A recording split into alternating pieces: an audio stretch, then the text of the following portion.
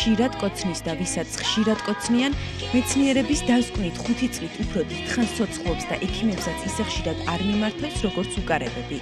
პულსი 150-მდე, მაჯისცემა ორმაგი, წნევა მაღალი, თითქოს სუნთქვა გეკვრის. კოცნის მიხედვით ადამიანის ხასიათის განსაზღვრაც კი შეიძლება და რაც მთავარია, კოცნა სიყვარულია.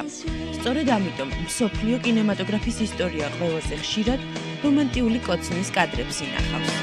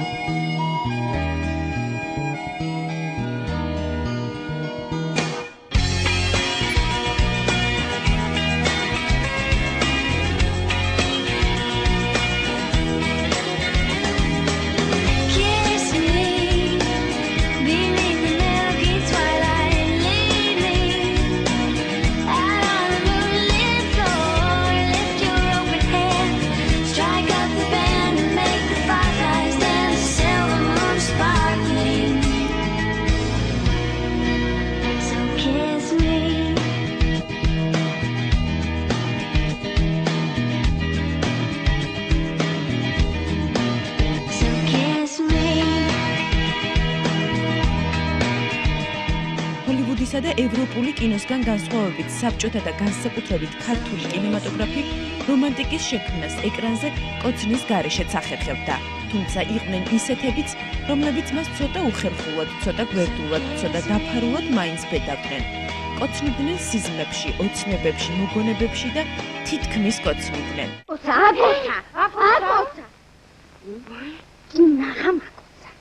მაგრამ მაინც არ აქვს მნიშვნელობა სად, არ აქვს მნიშვნელობა როგორ და როდის. კოცნაა მუდამ სიყვარული.